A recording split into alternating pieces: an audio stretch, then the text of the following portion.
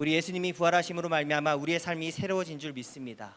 또한 이 세상도 완전히 달라진 줄 믿습니다. 또한 우리 예수님이 부활하심으로 말미암아 요즘 우리가 부르고 있는 찬양, 사망은 무너진 줄 믿습니다. 우리 주 예수 그리스도께서 우리의 산 소망 그 자체가 되시는 줄 믿습니다. 오늘 본문의 메시지는 부활하신 예수님을 만났고 또한 경험했고 또한 가슴이 뜨거울 정도로 메시지를 듣고 배웠던 제자들이, 그렇게 가슴이 뜨거워질 정도로 하나님의 메시지를 전해 들었던 제자들이 여전히 의심하고 있고 두려워하고 있음을 보게 됩니다. 그러나 그들이 의심하고 있고 두려워하고 있음에도 불구하고 주님은 부탁하십니다. 너희는 가서 복음을 전하라. 또한 너희는 가서 제자를 삼을 것을 부탁하십니다. 오늘 본문을 통해서는 두 가지로 심플하게 복음과 제자 삼는 것에 대해서 나누는 시간을 갖도록 하겠습니다. 부활하신 예수님께서 우리에게 첫 번째로 주신 사명은 일상 자리로 가서 복음을 전하고 제자를 삼는 것입니다. 사도행전을 우리가 큐티하고 있습니다. 대부분의 사도들이 히브리파 유대인들이라고 말씀드렸습니다. 그들이 첫 번째로 잘한 것은 히브리파 유대인들에게 가서 복음을 전하고 제자를 삼은 것입니다. 가장 가까운 또한 가장 친숙한 이들에게 먼저 가서 복음을 전하고 제자로 삼았고, 예루살렘의 교회가 3,000명, 5,000명까지 부흥하는 은혜가 있었다라고 성경은 기록합니다. 매주 토요일이 되면은 교역자들과 주일학교 교사들이 전도를 나갑니다. 전도 물품은 할 수만 있으면 제가 5개에서 7개만 가져가게 부탁을 드립니다. 대신 글 없는 책과 같은 전도지를 드리면서 복음을 전할 것을 부탁드립니다. 지난주 토요일 날 만난 초등학교 3학년 여자친구 2명이 있었습니다. 인라인 스케이트를 타고 있었습니다. 그래서 잠시만 시간을 내줄 수 있겠니? 하고 복음을 전했습니다. 복음을 다 전하고 난 후 한 명의 친구에게 물어봤습니다. 이렇게 예수님에 대해서 들어봤니? 물어봤습니다. 그 한 명의 친구가 오늘 처음 듣는다고 말했습니다. 또 옆에 있는 친구에게 물어봤습니다. 들어봤니? 그 친구가 이렇게 대답했습니다. 정확하게 이렇게 자세히 들어본 적은 처음이에요 라고 대답했습니다. 아, 교회는 다니고 있구나. 아니요 라고 대답했습니다. 성도 여러분, 여기는 서울입니다. 그리고 강동구입니다. 외국의 어느 타지 선교지가 아닙니다. 그러나 코로나 이후 3년 후 우리가 살고 있는 여기 서울은 초등학교 3학년 10살이죠. 10살 된 아이가 십자가 예수님의 복음 자체를 들은 것이 처음인 그런 시대를 살고 있습니다. 한 달 전에는 6살, 7살 아이가 예수님이 누구야 엄마한테 전도지를 받고 이야기한 것을 듣고 충격을 받았는데, 이제는 한 번쯤은 교회에 가봤을 법한 10살 아이가 예수님에 대해서 처음 듣는 상황을 접했습니다.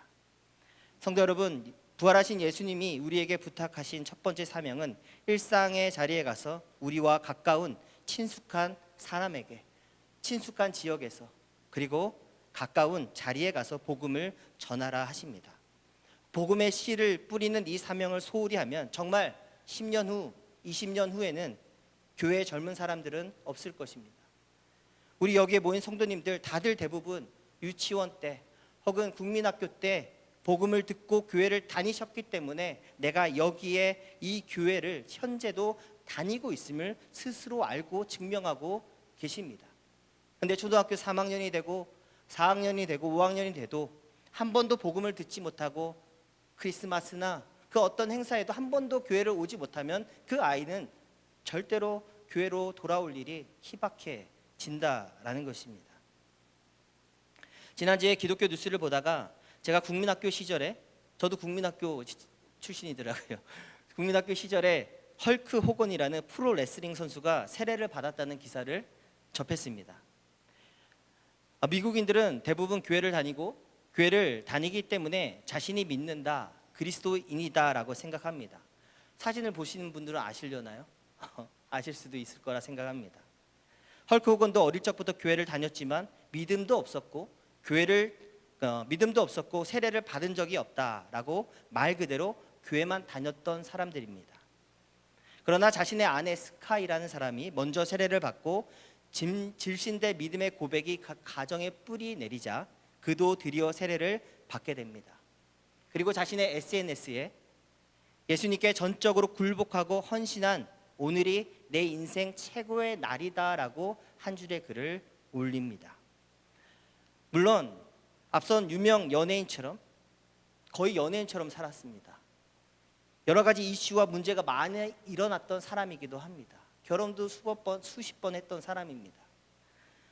세례를 받았다고 단번에 온전히 그리스도인답게 살아가지 못할 수는 있지만 이 뉴스를 접하면서 그래도 미국 사회와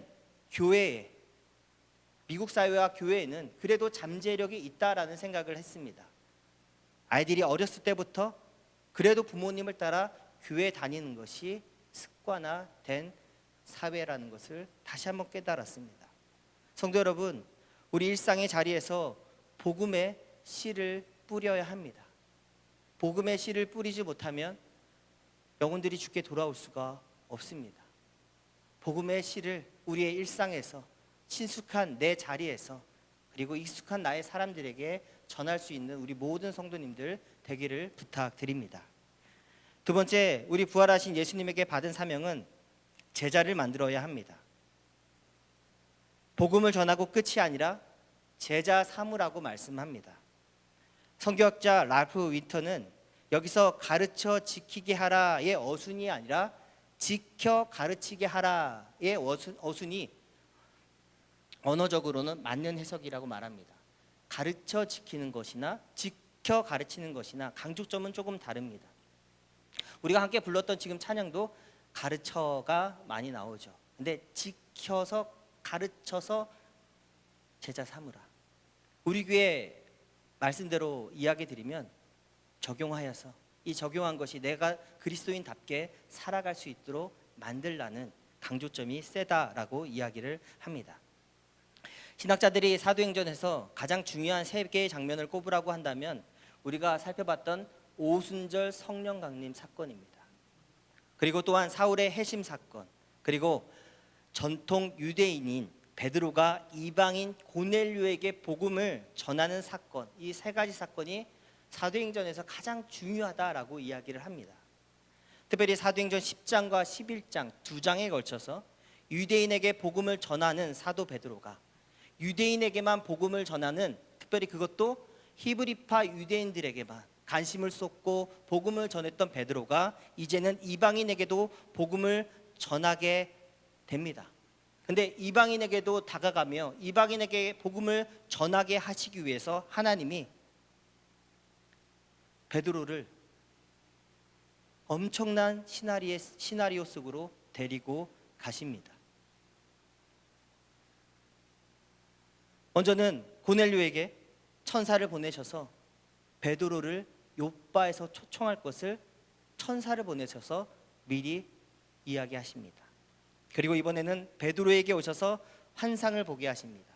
하늘에서 보자기가 내려오게 하시고 그리고 보자기 안에는 먹을 수 없는 동물들이 보이게 하십니다.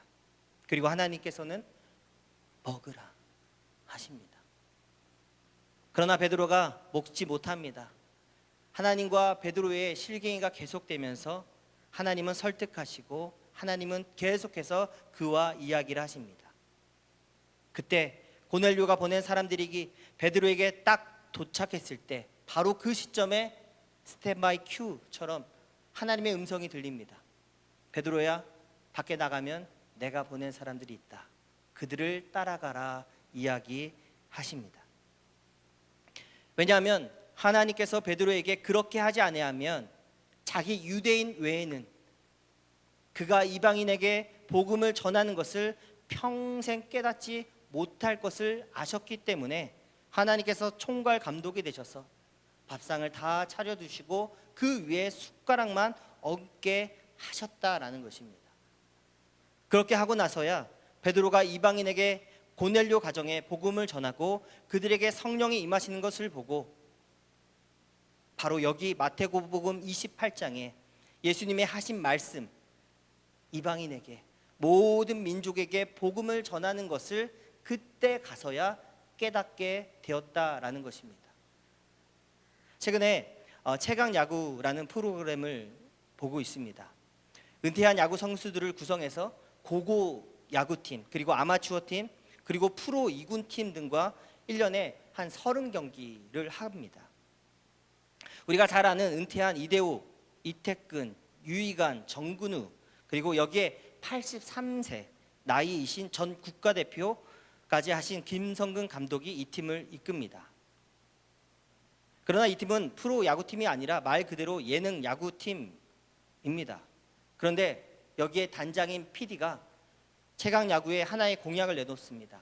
1년에 30경기 정도 하는데 7할의 승률을 유지하지 못하면, 즉 20경기 이상 승리하지 못하면 이 프로그램 자체가 폐지된다라는 공약을 내세웠습니다. 그리고 이 프로그램에는, 그러면서 부담감을 줍니다. 이 프로그램에는 200명의 스태프들이 있습니다. 부담감을 줍니다. 80세 김성근 감독이 시즌 1에 중간에 부임하면서 이렇게 선수들에게 얘기합니다. 너희는 프로 선수들이었다. 그러나 지금도 예능 프로그램에 출연하면서 출연료를 받고 야구하고 있기 때문에, 즉 돈 받고 있기 때문에 지금도 너희는 프로다라고 이야기합니다. 그래서 선수들이 예능 야구니까 나름 뺀질거리면서 야구를 했던, 은퇴했던 야구 선수들이 엄하고 무서운 프로 정신으로 무장된 감독 아래에서 웬만한 현역 프로 선수들처럼 다시 고된 훈련을 하면서 진지하게 야구를 합니다. 여기 은퇴한 야구 선수들의 야구 나이가 저랑 비슷합니다. 43세, 44세입니다.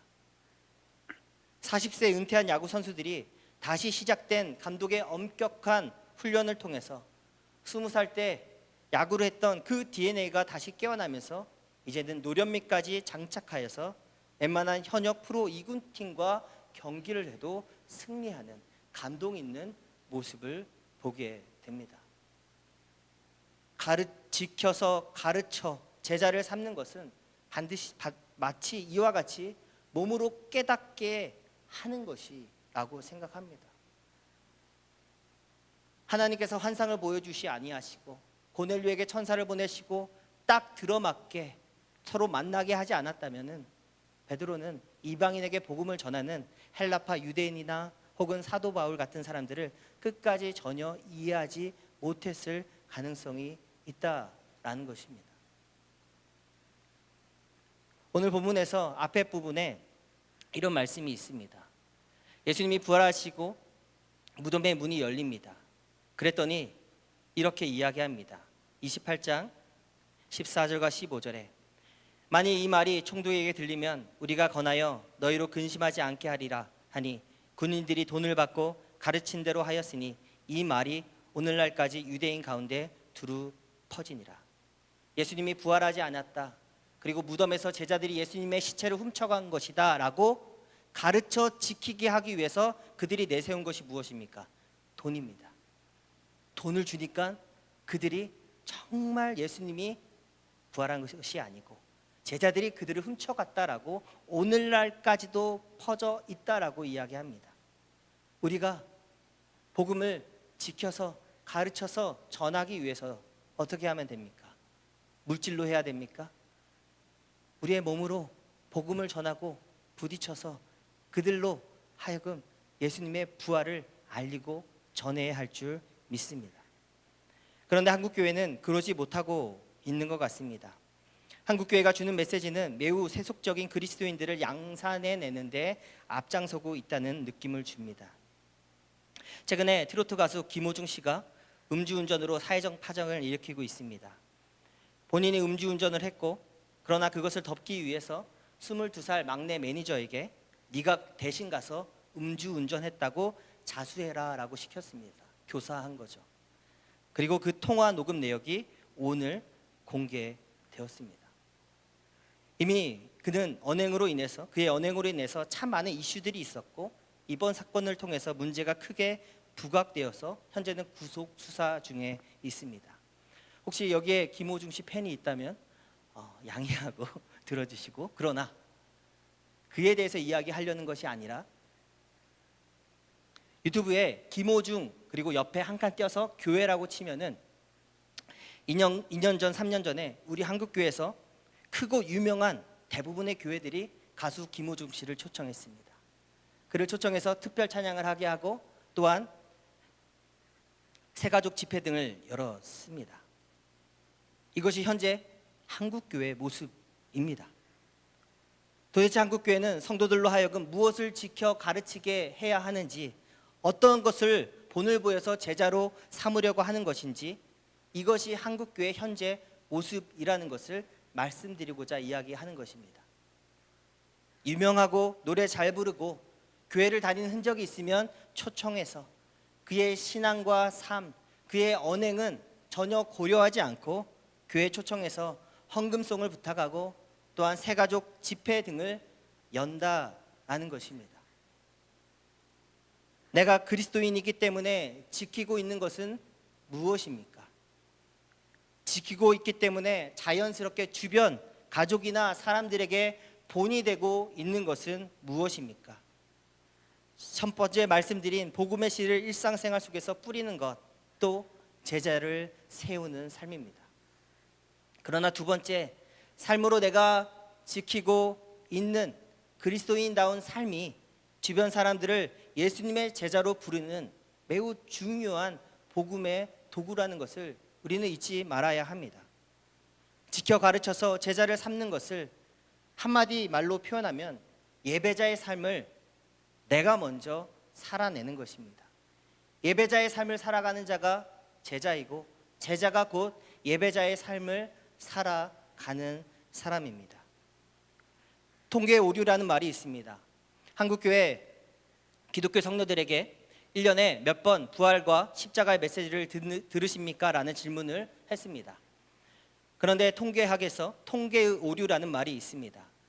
대부분 한국교회는 담임 목사님이 강해 설교를 합니다. 본문을 하나 정해놓고 쭉 설교를 해오다가 강해 설교 본문이 만약 구약이나 혹은 사사기 같은 본문이면 1년 내내 그 설교를 통해서 십자가 고난과 예수님의 부활 메시지를 듣지 못합니다. 그러다가 고난주간이나 부활절이 다가오면 그때서야 1년에 한 번 십자가나 부활 메시지를 듣습니다. 그런데 만약에 그 성도가 부활주일날 빠졌습니다. 그러면 그 성도는 1년에 한 번도 부활의 메시지를 못 듣습니다. 고난주간에 빠졌습니다. 혹은 성탄절에 빠졌습니다. 그러면 한 번도 예수님의 태어나심과 십자가의 메시지를 듣지 못하는 것입니다. 그런데 대부분의 저와 같은 부교육자들이 수요 예배 등을 통해서 강해 설교가 아니라 주제 설교를 합니다. 지금 저는 예수님의 부활 메시지로 오늘까지 4번 연속 설교를 했습니다. 그리고 앞선 4주간은 십자가 복음 메시지를 전했습니다. 8주 동안 십자가 메시지와 부활의 메시지를 전했습니다. 그런데 여기 수요 예배 나오시는 대부분의 분들은 우리 교회 5분의 1에 해당하는 분들입니다. 나머지 5분의 4에 해당하는 대부분의 성도들은 주일 예배만 나오고 수요 예배는 나오지 않습니다. 그러므로 기독교 신문에서 통계를 냈던 뉴스는 통계 오류입니다. 못 듣는 것이 아니라 그가 예배자의 삶을 살고 있지 못하기 때문에 십자가와 부활의 메시지를 듣지 못하고 있는 것입니다. 한국교회가 십자가와 부활의 메시지가 약해진 것이 아니라 성도들의 예배가 약해진 것입니다. 수요 예배와 또한 지금처럼 사도행전인 큐티 본문은 이 시점에서 새벽 예배만 잘 나오면 사도행전에 풍성하게 있는 십자가와 부활의 메시지를 들을 수 있습니다. 스데반의 설교를 통해서 또한 사도 베드로의 설교를 통해서 그리고 현재는 이제 바울 사도의 설교를 통해서 십자가의 핵심의 복음과 부활의 메시지를 우리는 듣게 된다라는 것입니다. 그러므로 성도 여러분, 예배자 되셔야 합니다. 예배를 회복하셔야 됩니다. 주님은 제자를 찾고 계신데 그 제자가 예배자입니다. 왜 예수님이 부활하시고 나서 무려 40일 동안 함께 계셨습니까? 그 40일 동안 함께 계신 이유가 성경은 무엇이라고 말씀합니까? 복음으로 그들의 가슴을 뜨겁게 하시기 위해서, 지켜 가르치기 위해서, 예배자로 세우기 위해서 부활하신 몸으로 그들과 함께 계셨던 것입니다. 그러나 베드로가 깨닫지 못하고 자기 민족, 자기 사람 히브리파 유대인들에게만 복음을 전하니까 환상으로 나타나시고 샘플링을 보여주시면서 이방인에게 가라 말씀하신다는 것입니다. 그리고 고넬료의 가정이 예배를 드릴 때 성령의 임하심을 보고 그들이 제자가 되고 예배자가 되는 것을 보고 이것을 깨닫고 예루살렘 곰교회에 가서 다른 제자들을 설득시킨 것을 우리는 보고 있습니다. 이제 말씀을 정리합니다. 큐티 모임을 하면서 우리 조 분들에게 제가 마지막으로 부탁한 게 있습니다. 사도행전 큐티를 하면서 부탁드립니다. 전도하십시오. 이번 2달 동안의 사도행전이 진행되는 동안에 가까운 이들에게 복음을 전하고 교회로 나올 수 있도록 초청해 달라고 부탁을 드렸습니다. 성도 여러분, 복음을 전해야 합니다. 서울 강동구가 마치 외국 선교지처럼 복음을 한 번도 듣지 못한 이들이 많아지고 있습니다. 누구에게 하나님이 이것을 물으시겠습니까? 우리입니다. 강동구 현재 상일로교회에 살고 있는 우리에게 그 책임을 물으시며 전하라라고 말씀하시는 것입니다. 또한 수요예배와 새벽 예배가 회복되지 못하고 있고 예배자의 삶을 살아가지 못하고 있는 분들에게 함께 한 번이라도 더 예배드립시다 초청하고 함께 예배드리는 그런 적용의 그 은혜가 있기를 소망합니다.